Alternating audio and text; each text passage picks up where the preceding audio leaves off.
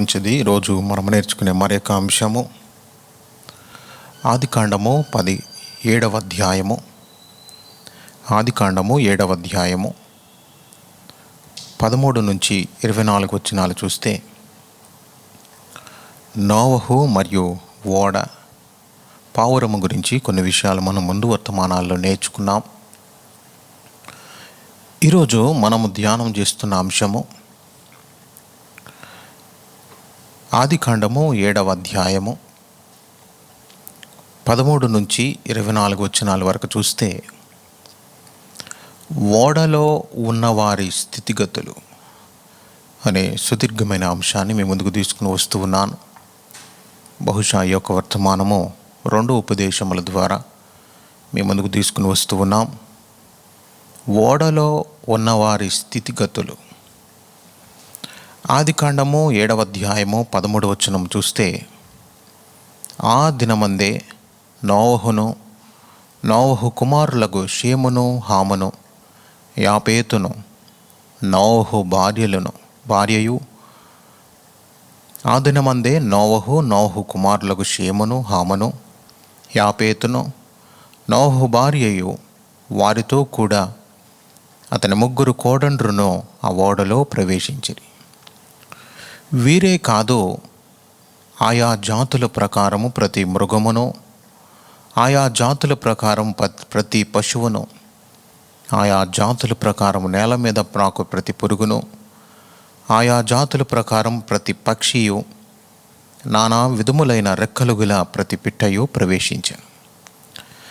జీవాత్మ గల సమస్త శరీరులలో రెండేసి ఓడలోనున్న నోవహునొద్ద ప్రవేశించాను. ప్రవేశించినవన్నీయు దేవుడు అతనికి ఆజ్ఞాపించిన ప్రకారము సమస్త శరీరులలో మగదియు ఆడదియు ప్రవేశించెను. అప్పుడు యెహోవా ఓడలో అతనిని మూసివేశాను. కాబట్టి ఈ యొక్క కొన్ని వచనాలు మనం చదివాం. ఆదికాండము 7వ అధ్యాయము 13 నుంచి 16 వచనాల వరకు మనం చదివాం.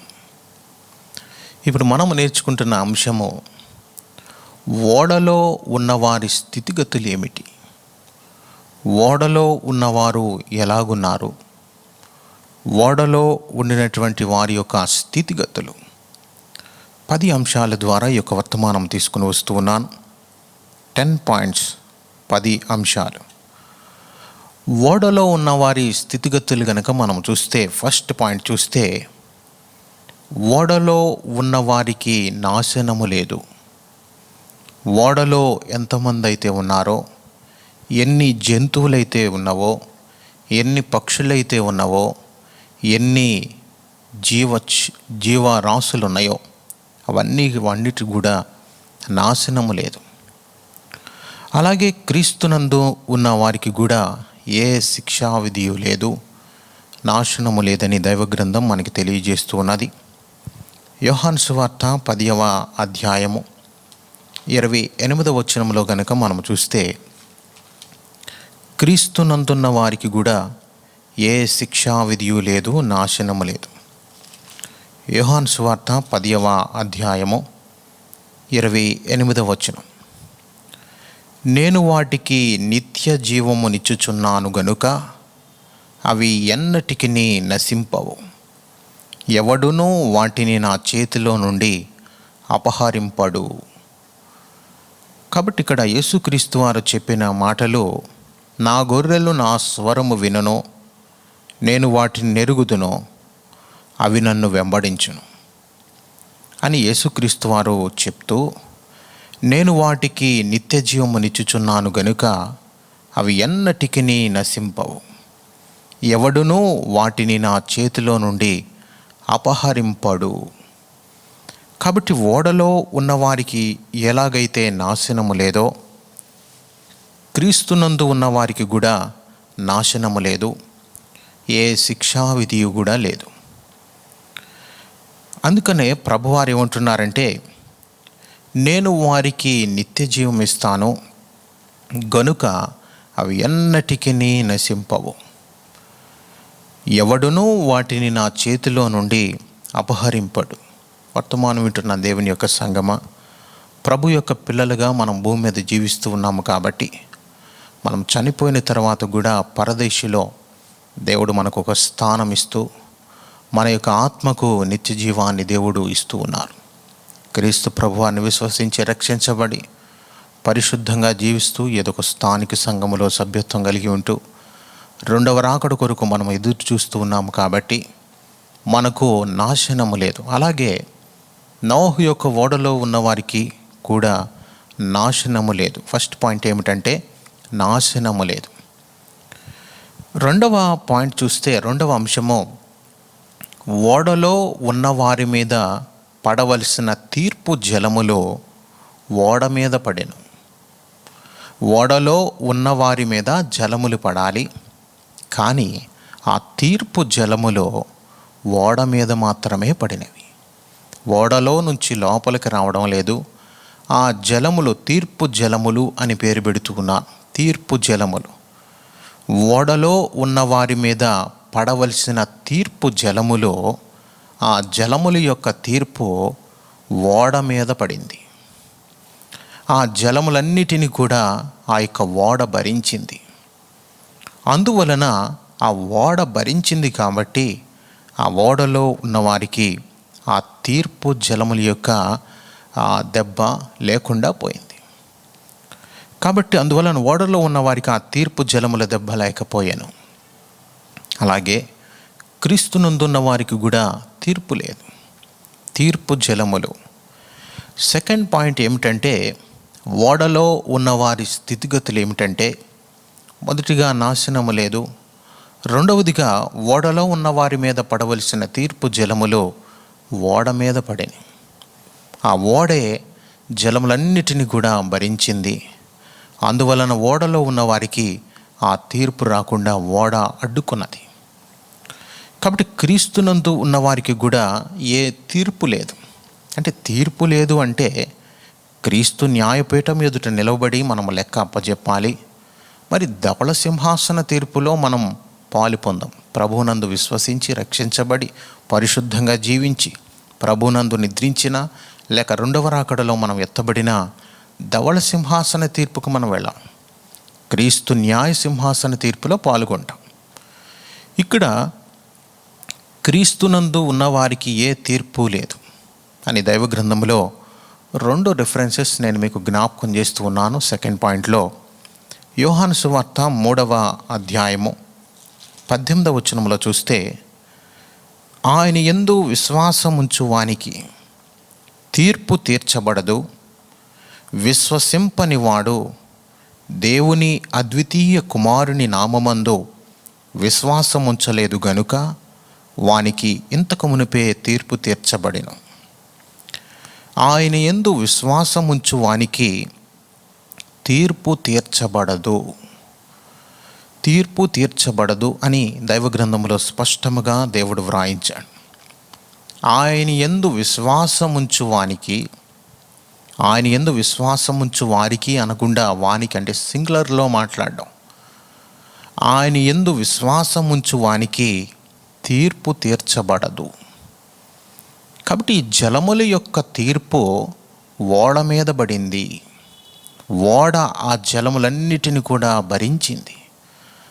కాబట్టి క్రీస్తు ప్రభువారి యందు విశ్వాసముంచిన వారికి, విశ్వసించిన వారికి తీర్పు తీర్చబడదు అని దైవ గ్రంథం మనకు బోధిస్తూ, ఇంకొక రిఫరెన్స్ కూడా నేను జ్ఞాపకం చేస్తూ ఉన్నాను.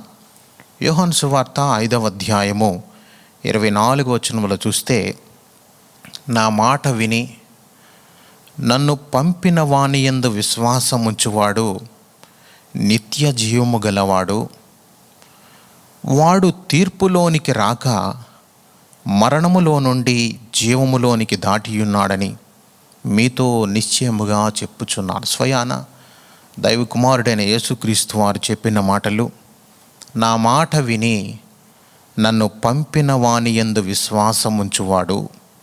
ముందుగా ప్రభు యొక్క మాటలు విని తండ్రి అయిన దేవుని యందు మనం విశ్వాసముంచువాడు, నా మాట విని నన్ను పంపిన వాని యందు విశ్వాసముంచువాడు నిత్య జీవము గలవాడు. వాడు తీర్పులోనికి రాడింకా. వాడు తీర్పులోనికి రాక మరణములో నుండి జీవములోనికి దాటియున్నాడని మీతో నిశ్చయముగా చెప్పుచున్నాను. కాబట్టి 2 విషయాలు నేను మీకు జ్ఞాపకం చేశాను. అంశము నోవహు ఓడలో ఉన్నవారి యొక్క స్థితిగతులు. ఫస్ట్ పాయింట్ చూస్తే నాశనము లేదు. రెండవ పాయింట్ చూస్తే ఓడలో ఉన్నవారి మీద పడవలసిన తీర్పు, ఆ తీర్పు జలములు ఓడ మీద పడినవి. ఆ జలములన్నిటిని కూడా ఓడ భరించింది. ఇప్పుడు కూడా క్రీస్తునందు ఉన్న వారికి తీర్పు లేదు అని 2 రిఫరెన్సెస్ మనం చూచాం. థర్డ్ పాయింట్లోనికి మనం వెళ్ళినట్లయితే నోవహు ఓడలో ఉన్న వారి యొక్క స్థితిగతులు. 3వ స్థితి ఏమిటంటే ఓడలో ఉన్న వారందరూ కూడా కాపాడబడుచున్నారు. ఓడలో ఉన్న వారందరూ కూడా కాపాడబడుచున్నారు. ఈ యొక్క అంశంలో 5 రిఫరెన్సెస్ నేను మీకు జ్ఞాపకం చేస్తూ ఉన్నాను. నోవహు యొక్క ఓడలో ఎంతమంది అయితే ఉన్నారో, ఎన్ని జీవులైతే ఉన్నావో అవన్నిటిని కూడా దేవుడు కాపాడుతున్నాడు. ఓడలో ఉన్నవారు కాపాడబడుచున్నారు. ఆదికాండము 7వ అధ్యాయము 3వ వచనములో చూస్తే, ఆకాశ పక్షులలో ప్రతి జాతి మగవి 7 ఆడువి 7 నీవు భూమి అంతటి మీద సంతతిని జీవముతో కాపాడునట్లు నీ యొద్ద ఉంచుకొనుము. జీవముతో కాపాడునట్లు నీ యొద్ద ఉంచుకొనుము అంటే వాటిని నీవు జీవముతో నీవు కాపాడాలి. ఆ ఓడ ఏమి చేసిందంటే ఓడలో ఉన్నవారిని కాపాడుచూ ఉన్నది. ఓడలో ఉన్నవారు కాపాడబడుచున్నారు. జీవరాశులన్నీ కాపాడబడుచున్నవి. పక్షులు కాపాడబడుచు ఉన్నవి.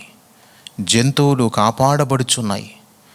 కాబట్టి ఓడలో ఉన్నవారు కాపాడబడుచున్నారు.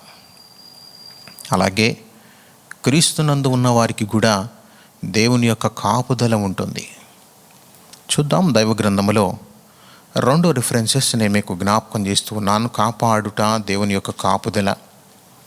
పేజ్ నెంబర్ 214లో పేతురు రాసిన మొదటి పత్రిక 1వ అధ్యాయము 5వ వచనములో చూస్తే ఒక మాట దేవుడు జ్ఞాపకం చేస్తూ ఉన్నారు. పేతురు వ్రాసిన మొదటి పత్రిక 1వ అధ్యాయము 5వ వచనం, కడవరి కాలమందు బయలుపరచబడుటకు సిద్ధముగానున్న రక్షణ మీకు కలుగునట్లు విశ్వాసము ద్వారా దేవుని శక్తి చేత కాపాడబడు మీ కొరకు ఆ స్వాస్థ్యము పరలోకమందు భద్రపరచబడి ఉన్నది. ఇక్కడ ఏమని పేతురు భక్తుడు జ్ఞాపకం చేస్తున్నాడంటే, విశ్వాసము ద్వారా దేవుని శక్తి చేత కాపాడబడు మీ కొరకు. దేవుని శక్తి చేత మనం కాపాడబడుచు ఉన్నాం. దేవుని యొక్క శక్తి మనలను కాపాడుతున్నది. ప్రమాదములు రాకుండా, అపాయములు రాకుండా, శోధనలు శ్రమలకు గురి కాకుండా విశ్వాసము ద్వారా దేవుని శక్తి చేత కాపాడు మీ కొరకు, దేవుని శక్తి చేత కాపాడబడు మీ కొరకు. కాబట్టి దేవుని యొక్క శక్తి మనల్ని కాపాడుతూ ఉన్నది. ఇక్కడ దేవుని శక్తి చేత కాపాడబడు మీ కొరకు. యోధా పత్రికలో అంటాడు యోధా భక్తుడు 24-25 వచనాల్లో, పేజ్ నెంబర్ 227లో యోధా పత్రిక 24-25 వచనాలు, త్రొట్టిల్లకుండా మిమ్మును కాపాడుటకును తన మహిమ ఎదుట ఆనందముతో మిమ్మును నిర్దోషులనుగా నిలవబెట్టుటకును శక్తిగల మన రక్షకుడైన అద్వితీయ దేవునికి మన ప్రభు అయిన యేసుక్రీస్తు ద్వారా మహిమయు మహత్యమును ఆధిపత్యమును అధికారమును యుగ యుగములకు పూర్వమును ఇప్పుడును సర్వయుగములను కలుగునుగాక.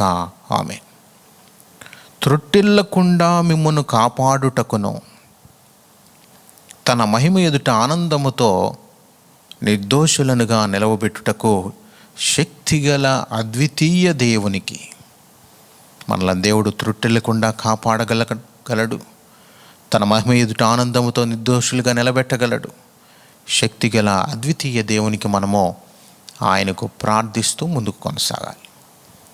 కాబట్టి ఓడలో ఉన్నవారి యొక్క స్థితిగతులు, నాశనము లేదు. రెండవది, ఓడలో ఉన్న వారి మీద పడవలసిన తీర్పు జలములు ఓడ మీద పడినవి. థర్డ్ పాయింట్ చూస్తే ఓడలో ఉన్నవారు కాపాడబడుచున్నారు. కాబట్టి కీర్తనలు 31:23 చూస్తే 31వ కీర్తన 23వ వచనం, 31వ కీర్తన 23వ వచనంలో చూస్తే, యెహోవా భక్తులారా మీరందరూ ఆయనను ప్రేమించుడి, యెహోవా విశ్వాసులను కాపాడును.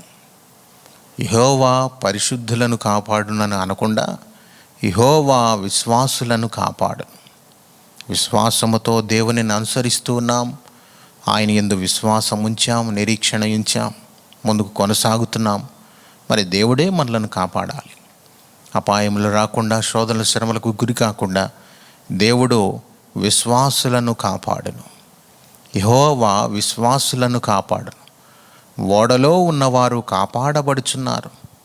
అన్ని రోజులు జలప్రళయం వచ్చినా, ఆకాశ తూములు దేవుడు తెరిచి వర్షాన్ని కురిపించినా, ఓడలో ఉన్నవారికి మాత్రం నాశనము లేదు. ఓడలో ఉన్నవారి మీద పడవలసిన తీర్పు జలములు ఓడ మీద పడినవి. మూడవదిగా, ఓడలో ఉన్నవారు కాపాడబడుచున్నారు. యెహోవా విశ్వాసులను కాపాడును. కాబట్టి దేవుడు మనలను కాపాడే దేవుడు. అంత మాత్రమే కాదు, 31వ కీర్తన 20వ వచనం చూస్తే 20, మనుషుల కపటోపాయములు వారికి అంటకుండా, మనుషుల కపటోపాయములు వారిని అంటకుండా నీ సన్నిధి చాటున వారిని దాచుచున్నావు. వాక్కలము మాన్పి వారిని గుడారములో దాచుచున్నావు. కాబట్టి ఇలాగూ మనం చూస్తే అనేకమైన రిఫరెన్సెస్ జ్ఞాపకం చేయవచ్చు. బాధలలో నుండి, మరణము నుండి, నోటి మాటల వలన కలుగు నొప్పి నుండి కూడా దేవుడు మనలను కాపాడుతాడు. యోబు గ్రంథము 5వ అధ్యాయము 19-21 వచనాలు చూస్తే, ఈ థర్డ్ పాయింట్లో ఇది లాస్ట్ రిఫరెన్స్ జ్ఞాపకం చేస్తూ ఉన్నాను. యోబు గ్రంథము 5వ అధ్యాయము 19-21 వచనాలు. 21వ వచనం మాత్రమే చదువుదాం. నోటి మాటల చేత కలుగు నొప్పి నీకు తగలకుండా ఆయన నిన్ను చాటు చేయును. నోటి మాటల చేత కలుగు నొప్పి నీకు తగలకుండా ఆయన నిన్ను చాటు చేయును. ప్రళయము వచ్చినను నీవు దానికి భయపడవు. కాబట్టి యెహోవా విశ్వాసులను కాపాడును.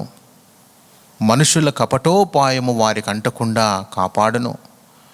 బాధలో నుండి, మరణము నుండి, నోటి మాటల వల్ల కలుగు నొప్పి నుండి కూడా దేవుడు కాపాడుతాడు. 6 బాధలలో నుండి, యోబు గ్రంథము 5వ అధ్యాయం 19వ వచనం, 6 బాధలలో నుండి ఆయన నిన్ను విడిపించును. 7 బాధలు కలిగినను నీకు ఏ కీడును తగులదు. క్షామకాలమున, మరణము నుండియో, యుద్ధమున, ఖడ్గబలము నుండి ఆయన నిన్ను తప్పించును. నోటి మాటల చేత కలుగు నొప్పి నీకు తగలకుండా ఆయన నిన్ను చాటు చేయును. అనేకమైన రిఫరెన్సెస్ దేవుడు మనకి జ్ఞాపకం చేస్తాడు. అలాగే ఓడలో ఉన్నవారు కూడా కాపాడబడుచున్నారు. వర్తమానం వింటున్న దేవుని యొక్క సంగమా, దేవుని యొక్క బిడ్డలారా, మనము కూడా రక్షణ ఓడలో మనం ఉంటున్నామా? దేవుని యొక్క చాటున మనం ఉంటున్నామా? ఒకసారి మనం స్వపరిశీలన చేసుకోవాలి. ఓడలో ఎంతమందిని రమ్మని చెప్పినా ఎవ్వరూ రాలేదు. ఎన్నో సంవత్సరాలు నోవహు రక్షణను గుచ్చిన సువార్త ప్రకటించిన ఎవ్వరు రాలేదు, ఎవరూ రక్షించబడలేదు. నోవహు, తన యొక్క భార్య, తన యొక్క 3 కుమారులు, కోడళ్ళు, వాళ్ళందరూ కూడా ఓడలో ప్రవేశించారు. అలాగే దేవుడు ఏర్పాటు చేసిన జంతువులు, పశువులు, పక్షులు, పిట్టలు అన్నీ కూడా ఓడలోనికి వెళ్ళాయి. ఇప్పుడు ఓడలో ఉన్న వారి స్థితిగతులు కనుక మనం చూస్తే 3 విషయాలు నేను మీకు జ్ఞాపకం చేస్తాను. 1, నాశనం లేదు.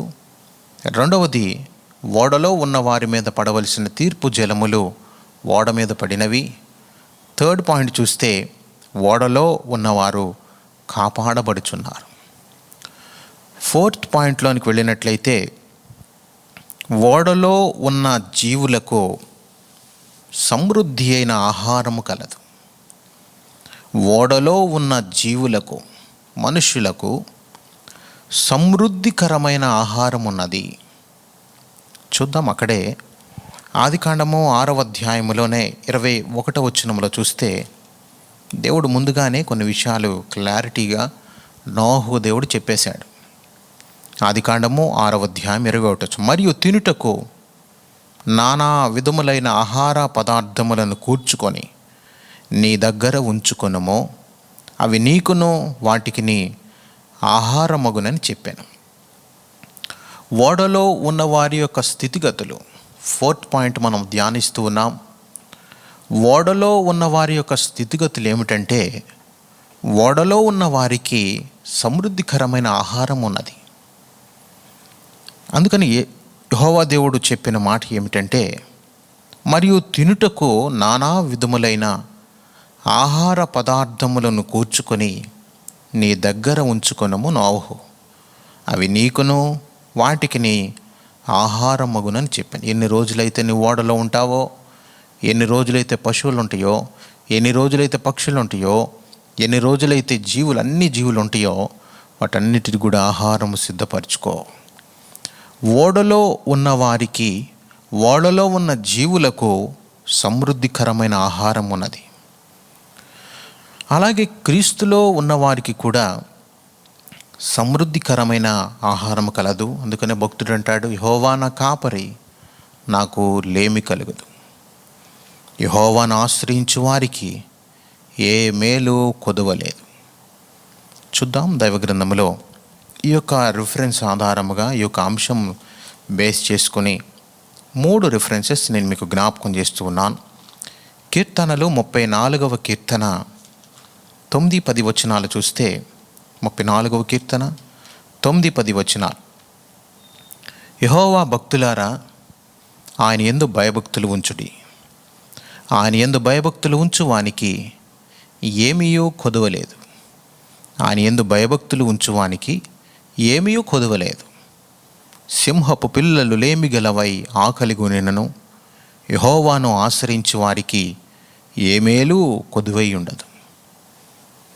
కాబట్టి నోవహు యొక్క ఓడలో ఉన్నవారికి, నోవహు యొక్క ఓడలో ఉన్న జీవులకు సమృద్ధికరమైన ఆహారం ఉన్నది. ఏ కొదవలేదు, ఏ మేలు కొదవలేదు, నాశనం లేదు. ఓడలో ఉన్న వారి మీద పడవలసిన తీర్పు జలముల ఓడ భరించింది. ఓడ మీద పడినవి. ఓడలో ఉన్నవారు కాపాడబడుచున్నారు. అంత మాత్రమే కాదు, కాపాడబడడం మాత్రమే కాదు, మరి అన్ని రోజులు ఓడలో ఉండాలంటే వారికి ఆహారం కావాలి కదా, మరి జీవులకు ఆహారం కావాలి కదా. దేవుడు ముందుగానే భవిష్యత్తు ఎరిగిన యెహోవా దేవుడు నోహుకు ముందే చెప్పారు, తింటకు నానా విధములైన ఆహారములు నీవు కూర్చుకోవాలి, ఓడలో ఉంచాలి. అప్పుడు సమృద్ధికరమైన ఆహారము జీవులకు నోహు అందించాడు. కాబట్టి యెహోవా నా కాపరి, నాకు లేమి కలగదు అనే సబ్జెక్ట్ నుంచి నేను 3 వర్తమానం మీ ముందుకు తీసుకుని వచ్చాను. ప్రభు చిత్తమైతే మరి ఒకసారి ఆ యొక్క మెసేజెస్ కూడా టెలికాస్ట్ చేస్తాం. యెహోవాను ఆశ్రయించు వారికి ఏ మేలు కొదవలేదు. 37వ కీర్తన 25-26 వచనాలు చూస్తే ఇంకొక రిఫరెన్స్ దేవుడు జ్ఞాపకం చేస్తూ ఉన్నారు. నేను చిన్నవాడనై ఉంటిని, ఇప్పుడు ముసలివాడనై ఉన్నాను, అయినను నీతిమంతులు విడువబడుట గాని వారి సంతానము భిక్షమెత్తుట గాని నేను చూచి ఉండలేదు. దినమెల్లా వారు దయాళురై అప్పు ఇచ్చుచుందురు, వారి సంతానపు వారు ఆశీర్వదింపబడుదురు. Very very most important verses. ఈ 2 కూడా ప్రభువారు మనకి గొప్ప వాగ్దానం ఇస్తూ ఉన్నారు.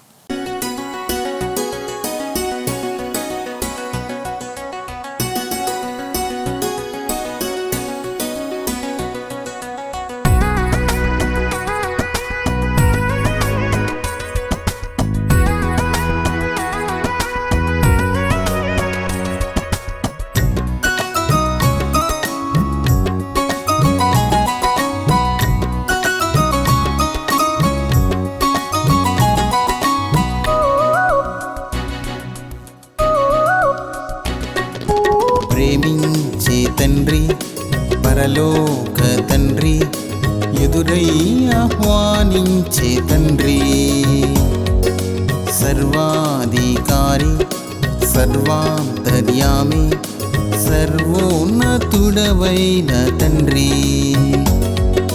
ప్రేమించే తండ్రి, పరలోక తండ్రి, ఎదురై ఆహ్వానించే తండ్రి. సర్వాధికారి, సర్వాంతర్యామి, సర్వోన్నతుడవైన తండ్రి.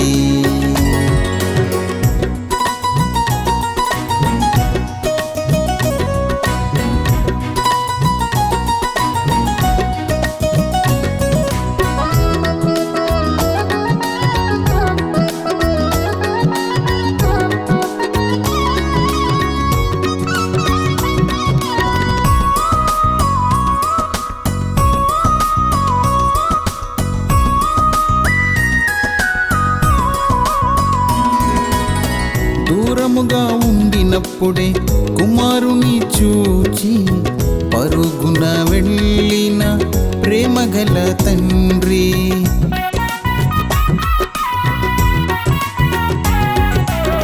దూరముగా ఉండినప్పుడే కుమారుని చూచి పరుగున వెళ్ళిన ప్రేమగల తండ్రి. సరిపోయిన వస్త్రమును దేవా ఉంగరమును తొడిగించావు. సరిపోయిన వస్త్రమును దేవా ఉంగరమును తొడిగించావు. ప్రేమించే తండ్రి, పరలోక తండ్రి, ఎదురై ఆహ్వానించే తండ్రి. సర్వాధికారి, సర్వాంతర్యామి, సర్వోన్నతుడవైన తండ్రి.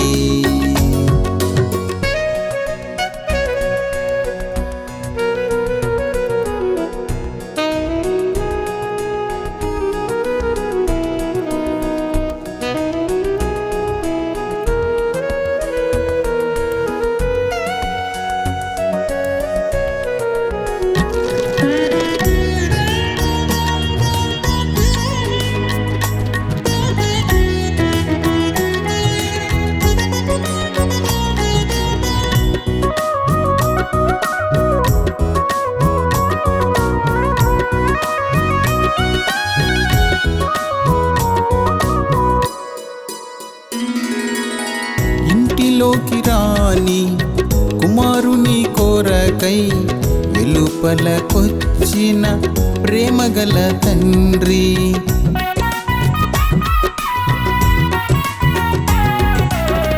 ఇంటిలోకి రాని కుమారుని కొరకై వెలుపలకొచ్చిన ప్రేమగల తండ్రి. బ్రతిమాలి వేడుకున్నావు దేవా, నావన్నీయు నీవి అన్నావు. బ్రతిమాలి వేడుకున్నావు దేవా, నావన్నీయు నీవి అన్నావు. ప్రేమించే తండ్రి, పరలోక తండ్రి, ఎదురై ఆహ్వానించే తండ్రి. సర్వాధికారి, సర్వాంతర్యామి, సర్వోన్నతుడవైన తండ్రి. ప్రేమించే తండ్రి, పరలోక తండ్రి, ఎదురై ఆహ్వానించే తండ్రి.